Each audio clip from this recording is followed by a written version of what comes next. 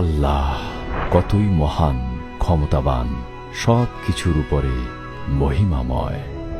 বেহেশত তাঁর মহত্ব ও আসমান তাঁর আশ্চর্য নৈপুণ্য প্রকাশ করে।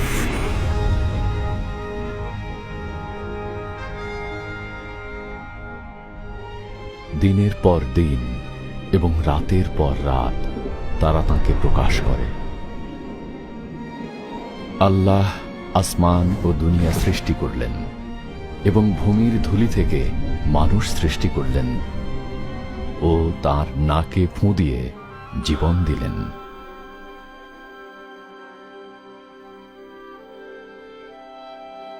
প্রেমময় আল্লাহ নিজ সুরতে পুরুষ ও স্ত্রী সৃষ্টি করলেন যেন তার সাথে সম্পর্ক থাকে।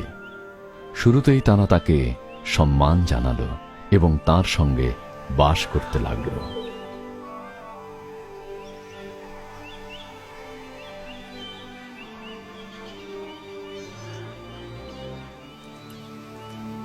একদিন শয়তান ওই স্ত্রীকে লোভ দেখালো যেন নিষিদ্ধ ফল খায় ও স্বামীকেও দেয়। ফলে মানুষ আল্লাহর অবাধ্য হল।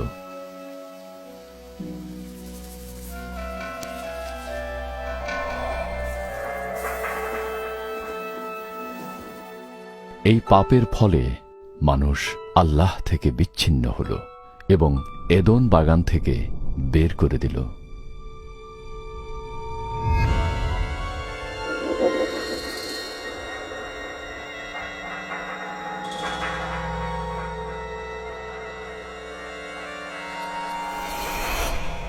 তবুও আল্লাহ মানুষকে ভালোবাসলেন।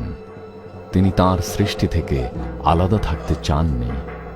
আল্লাহ পাপের বিচার না করলে কি করে তিনি পবিত্র ও ন্যায় বিচারক? আল্লাহ মানুষকে বাঁচাতে কিতাবে তাঁর ইচ্ছা প্রকাশ করেছেন। এই পরিকল্পনাটি ইব্রাহিম প্রথম জেনেছেন।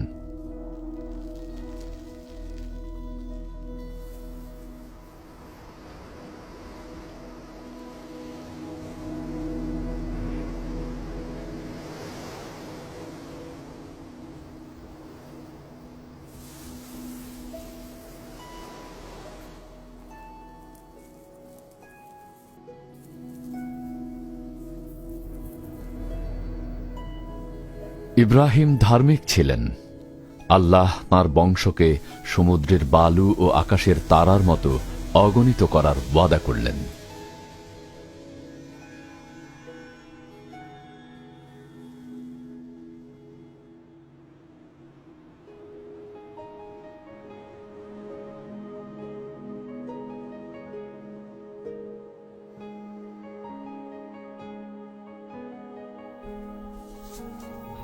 ইব্রাহিমের ঈমান পরীক্ষার জন্য আল্লাহ তাঁর পুত্রকে কোরবানি দিতে বললেন। আল্লাহকে বিশ্বাস করায় তিনি তাঁর বাধ্য হলেন।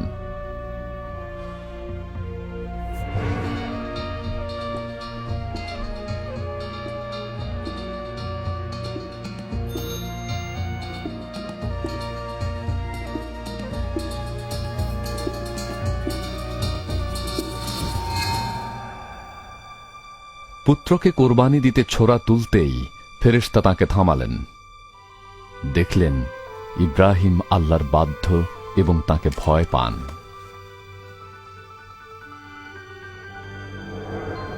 ইব্রাহিম ঝোপের মধ্যে শিং আটকে যাওয়া একটা ভেড়া দেখলেন এবং ছেলের বদলে ওই ভেড়াটি কোরবানি দিলেন। আল্লাহ ইব্রাহিমকে দেখালেন, যতদিন মানুষের পাপ ক্ষমার জন্য তার চূড়ান্ত কোরবানি না হয়, ততদিন ভেড়া বা কোনো পশু মানুষের পাপের জন্য কোরবানি করা হবে। এই কোরবানি পাপে বিচ্ছিন্ন মানুষকে আল্লাহর সাথে পুনর্মিলন ঘটাবে।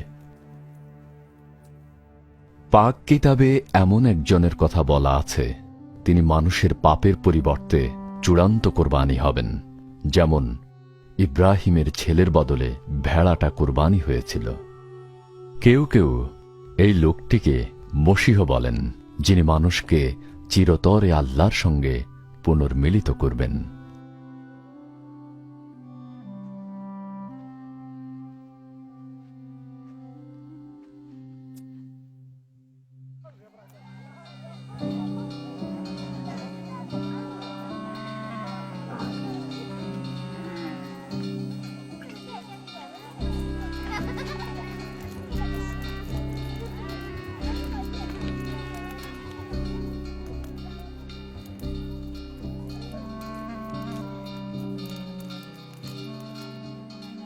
তাঁর আগমনের শত শত বছর আগে নবীরা মসীহ সম্পর্কে ভবিষ্যৎবাণী করেছেন।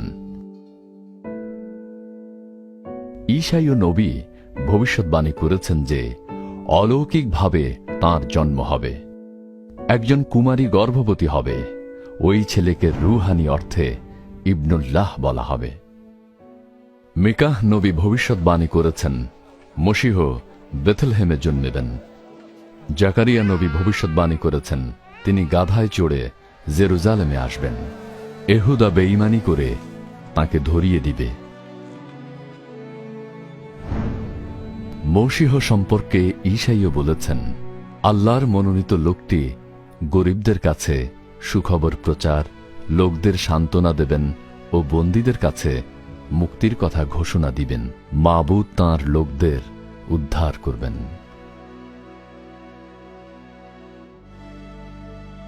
কে এই মসীহ? প্রথম শতকে ঈসা মসীহ এসেছেন। কিছু লোক ভাবল, নবীদের ভবিষ্যৎবাণী কি তাঁর জীবনে পরিপূর্ণ হয়েছে? ঈসা মসীহ কি একজন নবীর চেয়ে বেশি?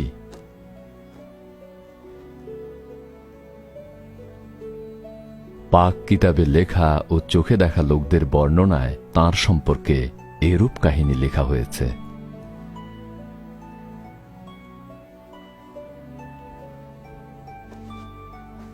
মসীহের ভূমিকায় একজন অভিনয় করেছেন। যদিও কেউ এর যোগ্য নয়, তবু এটা করা হয়েছে যাতে মসীহের জীবন থেকে শিক্ষা পাই।